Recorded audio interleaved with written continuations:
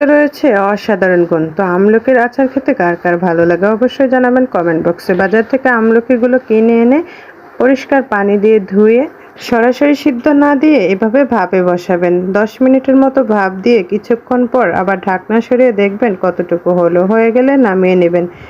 নামিয়ে বিচিগুলো ছাড়িয়ে নেবেন। একটা একটা করে প্রত্যেকটা বিচি ছাড়িয়ে নেবেন। এই যে আমি এভাবে বিচিগুলো ছাড়িয়ে নিচ্ছি। আপনারাও এভাবে বিচিগুলো ছাড়িয়ে নেবেন।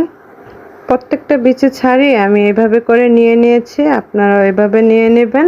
আর এদিকে আমি আচারের মশলাগুলো সব ভেজে নিচ্ছি। ভাজার পর কড়াইতে তেল দিয়ে দিচ্ছি।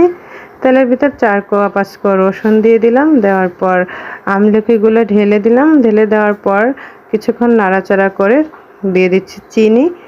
চিনি দিয়ে কিছুক্ষণ নাড়াচাড়া করবেন। তারপর দিয়ে দিবেন পেস্ট করে রাখা মশলাগুলো। তারপর হয়ে গেল 10 মিনিট পর এই যে দেখেন আচার রেসিপি। তো রেসিপিটা কেমন হয়েছে?